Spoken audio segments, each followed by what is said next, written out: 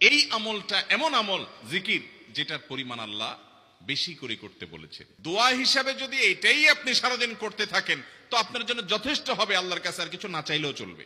অনেকে হয়তো নতুন শুনেছেন, আজকে থেকে শুরু করে দিবেন, বেশি বেশি করে দিন রাত 24 ঘন্টা যখন সুযোগ পাবেন সকাল বিকাল, মনে থাকে না তো লিখে লিখে ওয়ালে টাঙ্গায়া দেন, বাসা বাড়িতে এমন জায়গায় লিখে রাখেন তাকাইলে নজরে পড়ে। 6টা দোয়া এবং জিকির আছে, যেই দোয়া জিকির গুলো কোরআন হাদিসে বর্ণিত সকল দোয়া জিকিরের খোলাসা, সারমর্ম এবং নির্যাস। এই 6টাকে যদি কোনো মুসলমান নিয়মিত আঁকড়ে ধরে তাহলে কোরআন এবং হাদিসের যত দোয়া এবং জিকির আছে কেমন যেন তার নির্যাসটা নিয়মিত সে আমল করলো। বলবো সেগুলা।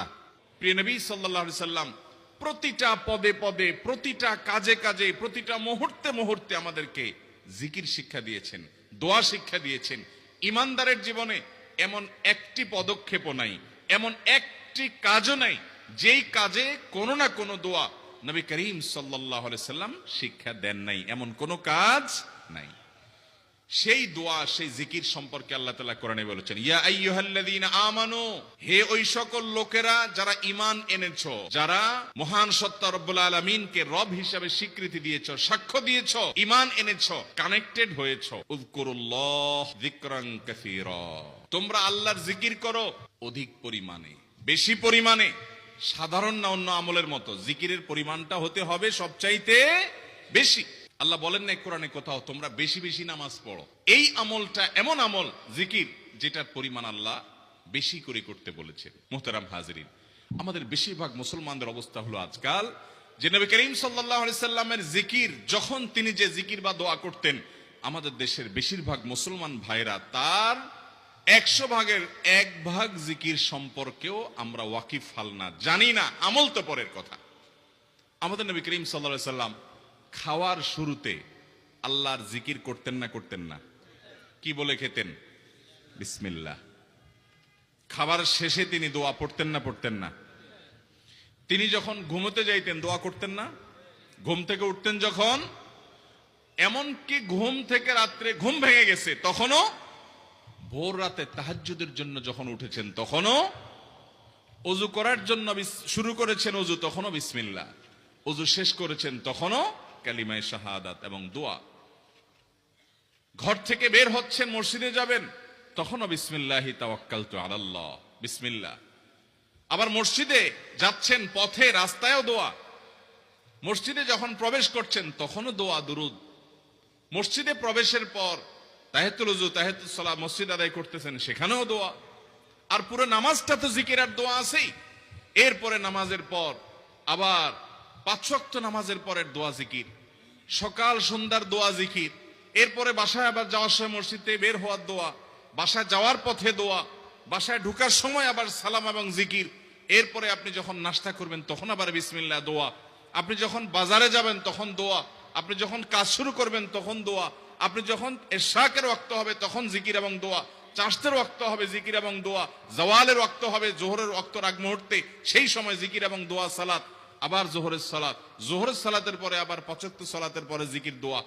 আপনি চিন্তা করেন, এগুলা শুধু রুটিনের কথা বলতেছি, রুটিনের বাইরে যে কাজগুলো হয়ে থাকে প্রতিনিয়ত আমাদের, নতুন পোশাক পরছেন আপনি দোয়া, পুরান পোশাক পরছেন আপনি দোয়া, স্ত্রী সহবাস করছেন আপনি দোয়া, টয়লেটে ঢুকছেন আপনি দোয়া, টয়লেট থেকে বের হচ্ছেন আপনার দোয়া আছে, আপনি যুদ্ধের রণাঙ্গনে গেছেন দোয়া আছে, বিপদে পড়েছেন দোয়া আছে, সুখে আছেন দোয়া আছে।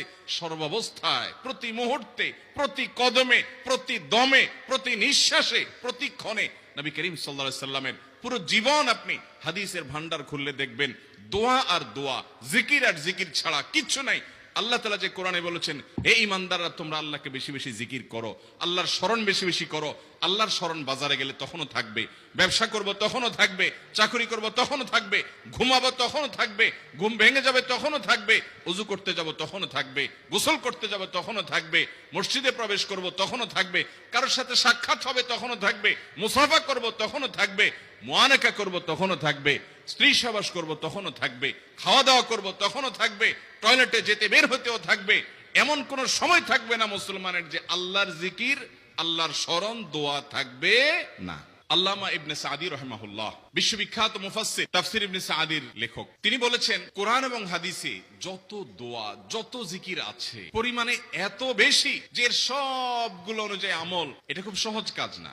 আমি চেষ্টা করেছি কোরআন হাদিসে যত দোয়া আছে জিকির আছে এগুলোর জিস্ট এবং নির্যাসটা বের করে আনা। তো আমি কোরআন হাদিস অনুসন্ধান করে ঘেটে দেখলাম 6টা দোয়া এবং জিকির আছে, যেই দোয়া জিকির গুলো কোরআন হাদিসে বর্ণিত সকল দোয়া জিকিরের খোলাসা, সারমর্ম এবং নির্যাস। এই 6টাকে যদি কোনো মুসলমান নিয়মিত আঁকড়ে ধরে তাহলে কোরআন এবং হাদিসের যত দোয়া এবং জিকির আছে কেমন যেন তার নির্যাসটা নিয়মিত সে আমল করলো। বলবো সেগুলা। এই 6টা দোয়া এবং জিকিরের মধ্যে সর্বপ্রথম হলো নবী করিম সাল্লাল্লাহু আলাইহি সাল্লামের প্রতি দুরূদ প্রেরণ করা। নবীজি সাল্লাল্লাহু আলাইহি সাল্লামের প্রতি দুরূদ প্রেরণ করার আমল এরকম আমল, আপনি যদি সারা দিনে শুধুমাত্র নবীজির প্রতি দুরূদ প্রেরণ করার আমলটাই জিকির হিসাবে সবচেয়ে বেশি করেন, দোয়া হিসাবে যদি এটাই আপনি সারাদিন করতে থাকেন তো আপনার জন্য যথেষ্ট হবে। আল্লাহর কাছে আর কিছু না চাইলেও চলবে, আর কিছু না চাইলেও চলবে। দুরূদ মানে হলো নবীজির জন্য দোয়া করা। ভাই, আল্লাহ তার হাবিবকে রহম করবেন, আপনার আমার দোয়ার দিকে আল্লাহর তাকানোর কোনো ঠেকা আছে? নবীজি কি আমাদের দোয়ার কোনো মুখাপেক্ষী? কিন্তু আমরা তার জন্য দোয়া করলে ওই চান্সে আল্লাহ তাআলা আমাদের প্রতি অনুগ্রহ করবেন। একবার না, আপনি নবীজির প্রতি একবার রহমতের দোয়া করবেন, একবার দুরূদ পাঠ করবেন। মান সাল্লা আলাইয়া মাররাতান সাল্লাল্লাহু আলাইহি আশারা, নবীজি সাল্লাল্লাহু আলাইহি সাল্লাম বলেছেন, একবার আমার জন্য তোমরা দোয়া করলে, আমার প্রতি দুরূদ পাঠ করলে আল্লাহ তাআলা তোমাদের জীবনে 10 বার 10 জায়গায় 10 টাইমস তোমাদের উপর আল্লাহ তাআলা অনুগ্রহ করবেন। আপনি টেরও পাবেন না কত জায়গায় আল্লাহ অনুগ্রহ করেছেন। আল্লাহ বাঁচাই দিয়েছেন, একটুর জন্য শেষ হয়ে যান নাই। ওই যে দুরূদ পড়ছেন, আল্লাহ তাআলা রক্ষা করছে, আপনি খবরও নাই। আল্লাহ তাআলা আপনার প্রতি বিশাল একটা দান করছে, আপনি লক্ষ্য করেন নাই। ওই যে দুরূদ পড়ছেন একবার 10 বার রহমত হবে। এভাবে যত দুরূদ পড়বে সে তত রহমত এবং অনুগ্রহ পাবে। হাদিস নির্দেশিত দুরূদ হলো দুরূদ ইব্রাহিম, আর সবচেয়ে সংক্ষিপ্ত দুরূদ হলো সাল্লাল্লাহু আলাইহি সাল্লাম। 2 নম্বর যেটা, দ্বিতীয় আমল যেটা, ইস্তিগফার।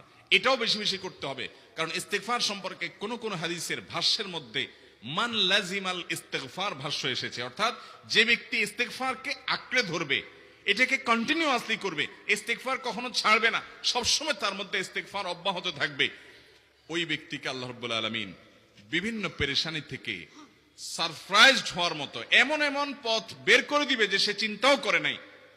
তার পেরেশানি থেকে মুক্তির পথ আল্লাহ তাআলা দেখায় দিবে। ইস্তিগফার সকল সমস্যার সমাধান। ইস্তিগফারের ভিতরে সবচেয়ে শ্রেষ্ঠ ইস্তিগফার হলো সাইয়্যিদুল ইস্তিগফার। সাইয়্যিদুল ইস্তিগফারটা যদি মুখস্থ না পারেন, অন্তত লিখিত ভার্সনটা পড়েন। সাইয়্যিদুল ইস্তিগফারের যে অর্থ, এটার যে মর্ম, বড় হৃদয়গ্রাহী ভাই, বড় মর্মস্পর্শী। ইমানদার এটার অর্থের দিকে তাকায় যদি পড়ে তো তার অন্তর না গলে পারে না। এটা হলো বড় ইস্তিগফার। এত বড় ইস্তিগফার পড়তে পারেন না, কোনো পেরেশানি নাই, কোনো অসুবিধা নাই। সবচেয়ে ছোট ইস্তিগফার হলো আস্তাগফিরুল্লাহ। নাম্বার 3, এটা আমাদের বেশিরভাগ মানুষ জীবনে হয়তো শুনেনও নাই অনেকে। ইয়া যাল জালালি ওয়াল ইকরাম, এটা একটা জিকির। আল্লাহ তাআলাকে ডাকা, আহ্বান করা, এটাই জিকির। ইয়া যাল জালালি ওয়াল ইকরাম। নবী করিম সাল্লাল্লাহু আলাইহি সাল্লাম বলেছেন, আলিজু বিয়া যাল জালালি ওয়াল ইকরাম, তোমরা ইয়া যাল জালালি ওয়াল ইকরাম এটাকে আঁকড়ে ধরো, এটাকে নিয়মিত করো, বেশি বেশি করে বলতে থাকো এটাকে সব সময় এটাকে মুদাওয়ামাতের সাথে কন্টিনিউয়াসলি এটা বলতে থাকো, ইয়া যাল জালালি ওয়াল ইকরাম। অনেক উলামায়ে কেরাম, মুহাদ্দিসিন ইকরাম ইয়া যাল জালালি ওয়াল ইকরাম কেন নবীজি এত বেশি বলতে বলেছেন, এটার মাধ্যমে আমাদের লাভটা কি, এর ব্যাখ্যা করতে গিয়ে বলেছেন, ইয়া যাল জালাল মানে হলো হে মহান, মহান বড়ত্বের অধিকারী, হে জালালের অধিকারী, হে জালাল, ওয়াল ইকরাম হে দানশীল। তাহলে প্রথম বাক্যে আল্লাহর বড়ত্বের কথা স্বীকৃতি দিয়ে প্রশংসা করা হয়, আর দ্বিতীয় বাক্যে হে দানশীল বলে আল্লাহ তাআলার কাছ থেকে চাওয়া হয় যে আপনি যেহেতু দানশীল এবং আপনি যদি মহান, অতএব আপনি আমাকে দান করেন। এটা ডাকলেই, আল্লাহকে এই বলে ডাকলেই চাওয়া হয়ে যায়। এই জন্য বেশি বেশি করে ইয়া যাল জালালি ওয়াল ইকরাম পড়তে হবে। অনেকে হয়তো নতুন শুনেছেন, আজকে থেকে শুরু করে দিবেন ইয়া যাল জালালি, সকাল বিকাল মনে থাকে না তো লিখে লিখে ওয়ালে টাঙ্গায়া দেন, বাসা বাড়িতে এমন জায়গায় লিখে রাখেন তাকাইলে নজরে পড়ে। 4 নম্বর যে দোয়া এবং জিকির করতে নবী করিম সাল্লাল্লাহু আলাইহি সাল্লাম সব সময় আমাদেরকে উৎসাহ দিয়েছেন, অনুপ্রেরণা দিয়েছেন। লা হাওলা ওয়ালা কুওয়াতা ইল্লা বিল্লাহ, লা হাওলা ওয়ালা কুওয়াতা ইল্লা বিল্লাহ, লা হাওলা ওয়ালা কুওয়াতা ইল্লা বিল্লাহ। এটা হলো সারেন্ডার করা, আল্লাহর কাছে সারেন্ডার করা, আত্মসমর্পণ করা। মানে আল্লাহ ছাড়া কোনো ভালো কাজ করার ক্ষমতা কারণ নাই, করার তৌফিক দেওয়ার ক্ষমতা কারণ নাই, আর পাপ থেকে বাঁচানোর ক্ষমতা কারণ নাই। এই জন্য আমি কেমন যেন আল্লাহর কাছে সারেন্ডার করছেন, লা হাওলা ওয়ালা কুওয়াতা ইল্লা বিল্লাহ। 5 নম্বর আমল হলো দোয়া ইউনুস। দোয়া ইউনুস জানা আছে তো? লা ইলাহা ইল্লা আনতা সুবহানাকা ইন্নী কুনতু মিনাজ জালিমিন। 6 নম্বর হলো সুবহানাল্লাহ, আলহামদুলিল্লাহ, লা ইলাহা ইল্লাল্লাহ, আল্লাহু আকবার। এই বাক্যগুলো দেখবেন ঘুরে ফিরে নবী করিম সাল্লাল্লাহু আলাইহি ওয়াসাল্লাম সারাদিন পড়তেন। 5 ওয়াক্ত নামাজের পরে 33 বার দেখবেন। আবার দেখবেন সকাল সন্ধ্যায় সুবহানাল্লাহি ওয়া বিহামদিহি 100 বার, সুবহানাল্লাহি ওয়াল হামদুলিল্লাহি আল্লাহু আকবার 100 বার। আবার এগুলো মাঝে মধ্যে 10 বার, রাতের শোয়ার সময় 33, 34 বার। বিভিন্ন সময় দেখবেন ঘুরে ফিরে এই সুবহানাল্লাহ, আলহামদুলিল্লাহ, লা ইলাহা ইল্লাল্লাহ, আল্লাহু আকবার, এগুলো একটা মিজানের পাল্লাকে পরিপূর্ণ করে দেয়। কোনটা আসমান এবং জমিনের মধ্যবর্তী জায়গায় সওয়াব দিয়ে পরিপূর্ণ করে দেয়। এত বেশি ফজিলতপূর্ণ জিকির। এই জন্য পুরো কোরআন হাদিসের দোয়া এবং জিকিরের নির্যাসের শেষ এবং 6 নম্বর হলো বেশি বেশি করে দিন রাত 24 ঘন্টা যখন সুযোগ পাবেন, যেখানে যেখানে হাদিসে যে সংখ্যা বলা আছে ওটাতে করবেনই, ওর বাইরেও বেশি বেশি করে সুবহানাল্লাহ, আলহামদুলিল্লাহ, ওয়া লা ইলাহা ইল্লাল্লাহ, আল্লাহু আকবার।